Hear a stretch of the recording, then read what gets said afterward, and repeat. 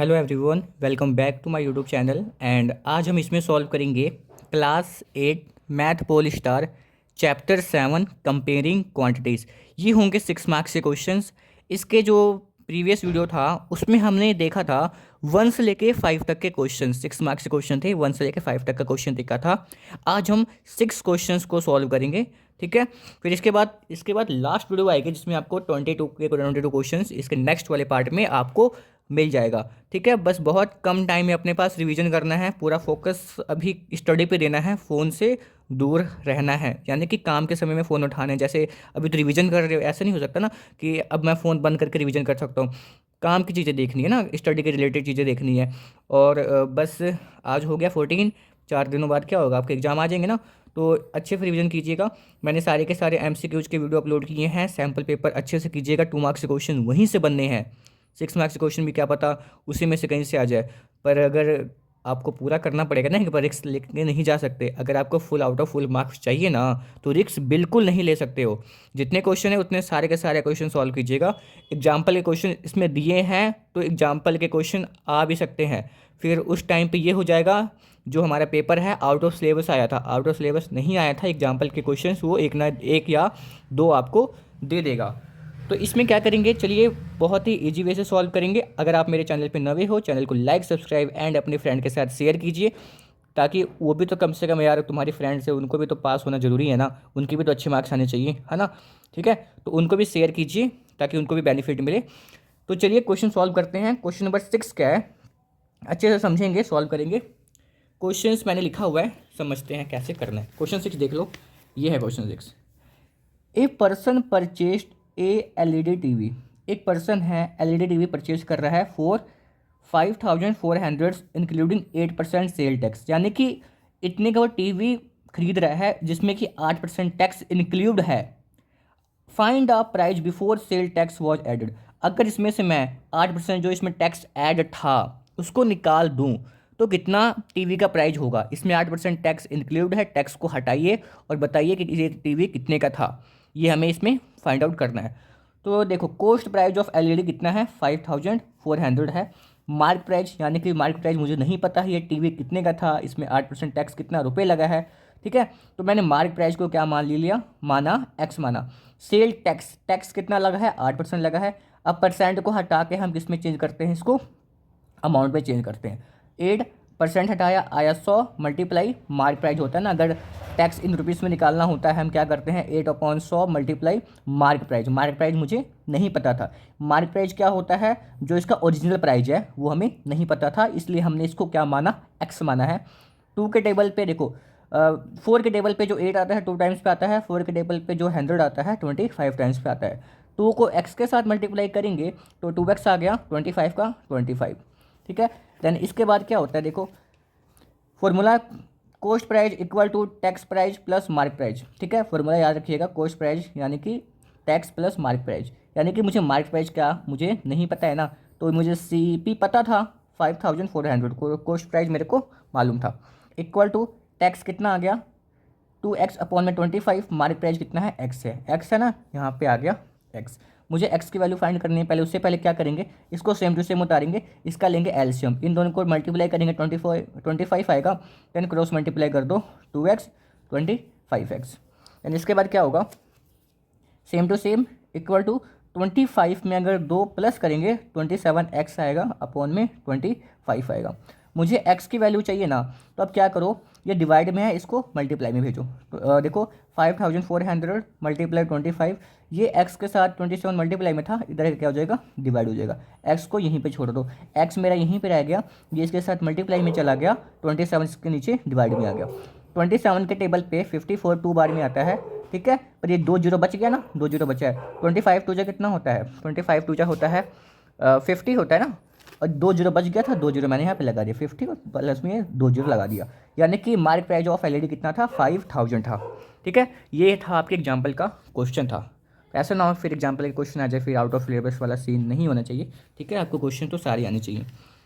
Okay, ये था question number 6। Then move on करते हैं क्वेश्चन नंबर 7 के। और इसमें आपको एक ये वाला फॉर्मूला लर्न करना है, बाकी सारा क्वेश्चन आपसे सॉल्व हो जाएगा।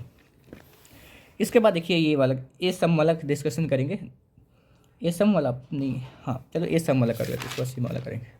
ठीक है, ए सम वाला क्वेश्चन है, इसको देखते हैं। इसने क्या बोला है, a sum of ₹5,000 is borrowed at a rate of 8% per annum, यानी कि हमने 5,000 उधार लिए हैं, उसका रेट कितना लग रहा है 8% पर एनम, यानी कि पर एनम के हिसाब से उस पर 8% हमें रेट देना पड़ रहा है। यानी कि किसी से पैसे अगर मान लो उधार लेते हो, ये तो नहीं है ना कि आपने जितना लिया उसको उतना ही दोगे, कुछ ब्याज भी तो दोगे ना। तो वैसे ही इसको 8% पर एनम के हिसाब से इसको देना पड़ेगा फॉर 2 ईयर्स।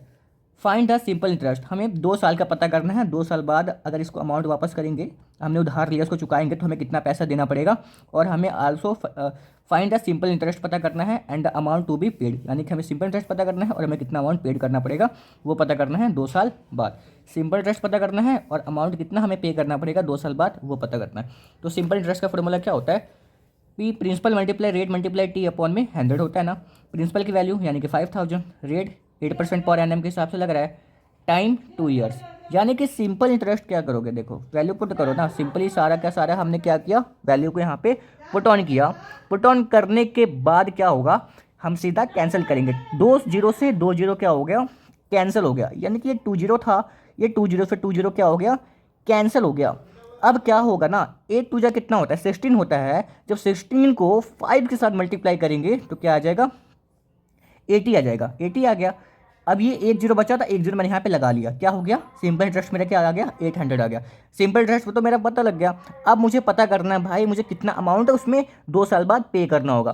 तो amount to be paid at end of 2 years क्या होगा, principal plus simple interest. Principal यानी कि प्रिंसिपल मेरा कितना था 5,000 प्लस सिंपल इंटरेस्ट कितना आ गया 8, कितना आ गया सिंपल इंटरेस्ट 8,000 आ गया।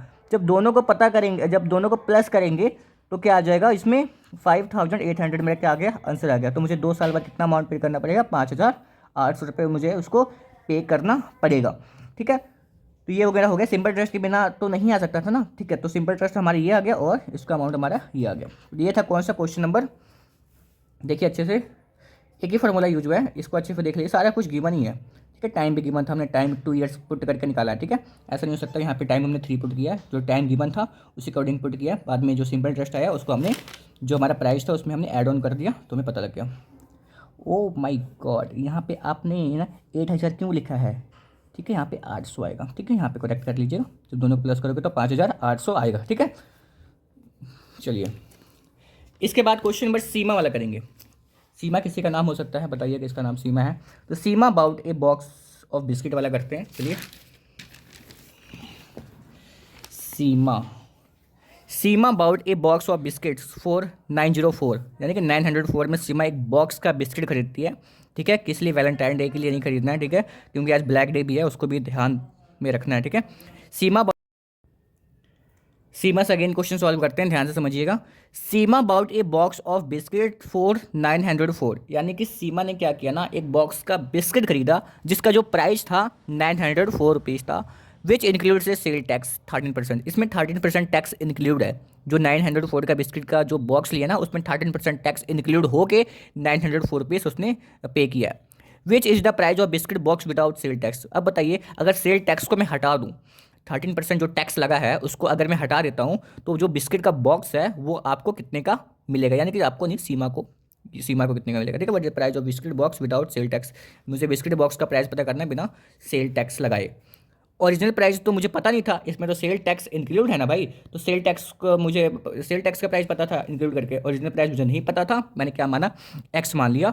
Cost price of box of biscuit include sale tax कितना है, 904 है। सेल टैक्स का परसेंटेज कितना दिया है, 13% दिया है। सेल टैक्स 13% ऑफ एक्स, यानी कि सेल टैक्स निकालना है जो हमें हमारे मार्केट प्राइस में लगा है, ओरिजिनल प्राइस में लगा है। ओरिजिनल प्राइस तो मुझे पता नहीं था, तो मैंने इसको क्या माना, एक्स माना है। 13 का 13% हटाएंगे, आएगा 100 मल्टीप्लाई एक्स आएगा, मल्टीप्लाई करेंगे 13x अपॉन में 100 आ गया। देन मुझे बिल अमाउंट क्या है, original cost price plus sale tax. अब इसमें देखो बिल अमाउंट यानी कि टोटल बिल कितने का था, 904 का। ओरिजिनल कॉस्ट मुझे पता करना है, x है, प्लस सेल टैक्स कितना आ गया, 13x अपॉन में 100 आ गया। 904 ऐसे ही आ गया, एलसीएम ले लेंगे, 100 × 100 को x के साथ मल्टीप्लाएंगे, 100x आएगा, प्लस 1 को 13 के साथ करेंगे तो 13x आ जाएगा। ओके, इसके बाद क्या होगा, इन दोनों को क्या करते हैं, मल्टीप्लाई कर देते हैं। 904 को मल्टीप्लाई 100 के साथ करेंगे इक्वल टू 100x प्लस 13 का 13x आएगा। इन दोनों को जब मल्टीप्लाई करेंगे तो 904 20 आ गया, प्लस करेंगे तो 113x आएगा। देन यहाँ से आप x को यहीं पे रहने दो, ये x को ना यहीं पे रहने दो, ये जो 13 इसके साथ मल्टीप्लाई में है ना, ये इधर आके क्या हो जाएगा, डिवाइड में हो जाएगा। तो 13 के टेबल पे 904 कितने बार में आता है, 8 बार में आता है। आप डिवाइड करके चेक कीजिएगा। इसके बाद 2 जीरो बच गया, 2 जीरो यहाँ पे लगा दूंगा, x की वैल्यू लगी। ओरिजिनल प्राइस कितना हो गया था, price of biscuits box without sale tax कितना आ गया, 800 आ गया। तो ये था क्वेश्चन कौन सा, एंड इसके बाद ये क्वेश्चन मेरा कौन सा था, सीमा वाला 8 क्वेश्चन था। चलिए क्वेश्चन नंबर 9 को सॉल्व करते हैं। 9 क्वेश्चन भी इजी है, क्वेश्चन तो सारे इजी होता है, बस आपको फॉर्मूले रिकॉल होगा ना तो सारा क्वेश्चन इजी हो जाएगा। ओके, यानी कि आपको आसान क्वेश्चन आएगा यार, ठीक है। अगर आप फॉर्मूले याद है ना तो क्वेश्चन किसी मतलब कोई भी क्वेश्चन आप सॉल्व कर लोगे। At what rate of simple interest will be sum doubles itself in 2 years, यानी कि क्वेश्चन में लिखा हूँ, समझाने की कोशिश करता हूँ।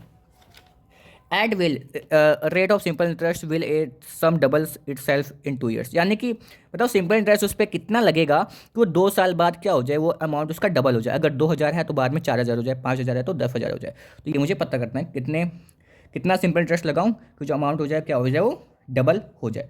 यानी कि इसमें मुझे पी की वैल्यू नहीं गिवन है, तो मैं प्रिंसिपल मेरा नहीं गिवन है ना, एक्स आर भी मुझे पता करना है। क्या अब रेट पता ही करना है, एट व्हाट रेट पता करना है। टाइम मुझे गिवन है 2 साल, ठीक है।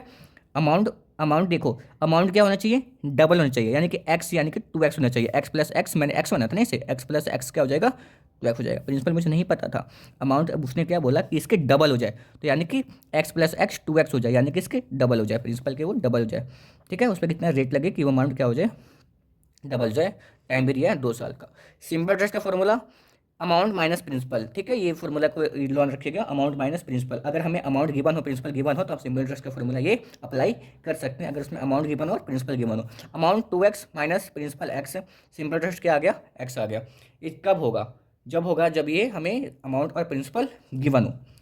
तो इसके बाद simple interest p multiply r multiply t upon में 100। सिंपल इंटरेस्ट यानी कि x equal to P X, ठीक है।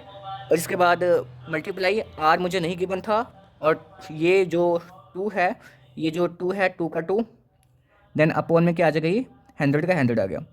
देन इसके बाद क्या होगा, सिंपल इंटरेस्ट मैंने यहाँ से पता किया था ना, एक्स, यही मैंने यहाँ पे एक्स पुट किया, ठीक है। तो इसके बाद जब मैं मुझे आर की वैल्यू चाहिए, आर को यहीं पे रहने दो, ये दोनों क्या हो जाएंगे, ये एक्स के साथ ये क्या हो जाएगा, 100 मल्टीप्लाई में हो जाएगा। ये आर मल्टीप्लाई में था, आर और 2 देखो एक्स और 2 मल्टीप्लाई में था, इस तरह का क्या हो जाएगा, डिवाइड में। आर को यहीं पे अकेले छोड़ दो इसको, देन एक्स से एक्स कैंसिल हो गया, 2 के टेबल पे 150 टाइम्स पे आता है, आर की वैल्यू कितनी आएगी, 100 आ गई। सिंपल इंटरेस्ट एक्स आया था और आर कितना आएगा, 50% आ गया, ठीक है। ये था, कुछ नहीं अप्लाई करना फॉर्मूला, बस आपको एक सिंपल इंटरेस्ट का अप्लाई करना है, ठीक है। ये यहाँ से सिंपल इंटरेस्ट पता कर लोगे। जब देखो मुझे पता है मुझे आर की वैल्यू चाहिए, तो मुझे सिंपल इंटरेस्ट तो पता होना चाहिए ना, तभी तो पी पता है, टी पता है और 100 पता है, ये तो नहीं पता, इसको पता होना चाहिए ना। इसीलिए हमने सिंपल इंटरेस्ट फाइंड किया, तो P multiply R multiply T और अपॉन में 100 फॉर्मूला पुट किया, सिंपली क्या आ गया, इसका आंसर आ गया। तो ये था क्वेश्चन नंबर कौन सा, ये था 9। अब करते हैं क्वेश्चन नंबर 10। कंपाउंड इंटरेस्ट क्या होता है, अगर इंटरेस्ट के ऊपर इंटरेस्ट लगने लगे ना तो उसको क्या कहते हैं, कंपाउंड इंटरेस्ट कहते हैं। On ₹14,000 for 2 years at 10% annum compound annually. Compound interest पता करना है, चलिए पता करते हैं कैसे करेंगे। गिवन क्या क्या मुझे इसमें, प्रिंसिपल गिवन है, प्रिंसिपल कितना गिवन है मेरे को, 14,000 गिवन है, ठीक है। आर 10%, टाइम 2 ईयर्स है ना, 2 ईयर्स। देन पहले हमें अमाउंट देखो, जो हमारा जो कंपाउंड इंटरेस्ट का फॉर्मूला होता है ना, अगर देखो क्या होता है, अमाउंट माइनस प्रिंसिपल, क्या होता है, अमाउंट माइनस प्रिंसिपल। मुझे अमाउंट पता होना चाहिए, अमाउंट नहीं पता, प्रिंसिपल मुझे पता है, तो मुझे अमाउंट पता हो जाएगा तो मैं ये कंपाउंड इंटरेस्ट निकाल सकता हूँ। अमाउंट पे से मैं प्रिंसिपल को क्या कर दूंगा, माइनस कर दूंगा। अमाउंट निकालने का फॉर्मूला क्या होगा, ये रहा। अमाउंट के निकालने का फॉर्मूला क्या होगा, P1 प्लस आर अपॉन में 100 अपॉन में, ये 2 क्यों लगाए हो, ये 2 है टाइम, यहाँ पे क्या होगा, टाइम, यानी कि टाइम, ये है टाइम। पी की वैल्यू गिवन थी 1 प्लस 10 अपॉन में 100, ऊपर क्या है 2 क्यों लगाया, क्योंकि टाइम कितना था, 2 ईयर्स था, इसलिए यहाँ पे मैंने 2 पुट ऑन किया है। 14,000 का 14,000, जब देखो एलसीएम लेंगे, यहाँ पे एलसीएम मत लो, एलसीएम ही लेना पड़ेगा, एलसीएम क्यों ना लो, एलसीएम तो लेना पड़ेगा ना, वरना ऐसे कर लो। देखो 100 प्लस 1 10 प्लस 1 11 होगा ना, 10 प्लस 1 11, अगर एलसीएम लेते हैं, एलसीएम ले लो ना सबसे अच्छा, यानी कि कितना आ गया 100, और ये 100 और ये प्लस में 10 क्या आ गया 110 अपॉन में 100, ठीक है, ऊपर स्क्वायर, ठीक है, समझ आ गया कैसे किया, एलसीएम लिया हूँ, देखो क्रॉस मल्टीप्लाई किया 100 आ गया, अब इसको मल्टीप्लाई करूँगा 100 आएगा, इसको मल्टीप्लाई करूँगा तो 10 आएगा, 100 प्लस 10 110 अपॉन में क्या आ गया 100 आ गया, ऊपर स्क्वायर है, देखो 110 अपॉन में 100 एक जीरो से एक जीरो कैंसिल हो गया ना, क्या बचा 11 अपॉन में क्या बचा, यहाँ पे अब यहाँ पे क्या लिखा है 11 लिखा है, एक जीरो कट गया 10 बचेगा, 100 नहीं बचेगा, यहाँ पे क्या बचेगा 10 बचेगा, ठीक है 10 ही बचेगा ना, 10 बचेगा, हाँ ठीक है।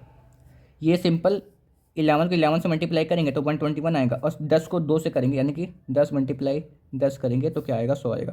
कितने बच्चे पता क्या क्या करते हैं 10 मल्टीप्लाई ऊपर 2 है 2 से मल्टीप्लाई कर देते हैं 20 आ जाएगा, ऐसे नहीं करना है। 10 का स्क्वायर है तो 10 का स्क्वायर का मतलब क्या होता है 10 को हमें 2 बार क्या करना है मल्टीप्लाई करना है, तो 10 10 कितना होता है 100 होता है, 2 जीरो फिर 2 जीरो क्या हो गया कैंसिल हो गया, 1 जीरो ये रहा 1 जीरो ये रहा ना ये रहा, जब इन दोनों को मल्टीप्लाई करोगे तो क्या आ जाएगा 16,940 आ गया, ठीक है, मेरा क्या आ गया अमाउंट आ गया। तो कंपाउंड इंटरेस्ट निकालना था, अमाउंट में से मैं क्या कर दूंगा प्रिंसिपल को माइनस कर दूंगा, मैं जब माइनस किया तो क्या आ गया 2940, इसका क्या आ जाएगा आंसर आ जाएगा। देखो कुछ नहीं करना, बस आपको ये वाला फॉर्मूला याद होना चाहिए अमाउंट का, पहले कंपाउंड इंटरेस्ट का फॉर्मूला याद करना, ए माइनस पी होता है, ठीक है, ऐसे भी कर सकते हो। अमाउंट का फॉर्मूला क्या होता है पी प्लस सी आई, अमाउंट पता होगा, देखो मैंने क्या किया सिग्मा इंटरेस्ट कहीं पर रहने दिया, अमाउंट में से मैंने ये प्लस में था इधर जाके माइनस हो गया, अमाउंट में से प्रिंसिपल क्या होगा ये माइनस हो गया, बस आपको ये वाला फॉर्मूला याद होना चाहिए, बाकी तो ये आप निकाल लोगे माइनस करने के बाद, अमाउंट निकालने के बाद ही आप कंपाउंड इंटरेस्ट निकाल सकते हो, ठीक है। ये था क्वेश्चन नंबर कौन सा, आगे समझ में ना, ये क्वेश्चन नंबर कौन सा था 10। लास्ट क्वेश्चन सॉल्व करेंगे, 11 क्वेश्चन सॉल्व कर लेते हैं, इसके बाद जो बच जाएगा उसको हम बाद में देखेंगे। इसमें क्या है पॉपुलेशन ऑफ ए टाउन वाला क्वेश्चन है, देखते हैं। मेरा पॉपुलेशन ऑफ ए टाउन, एक टाउन की पॉपुलेशन 1.5 लाख है, द एनुअल बर्थ रेट, अगर उसकी बर्थ रेट एनुअली कितना है एनुअल बर्थ रेट कितना है, एनुअल जो बर्थ रेट है वो है 5% एंड मोर्टिलिटी जो रेट है वो कितना है 3% है।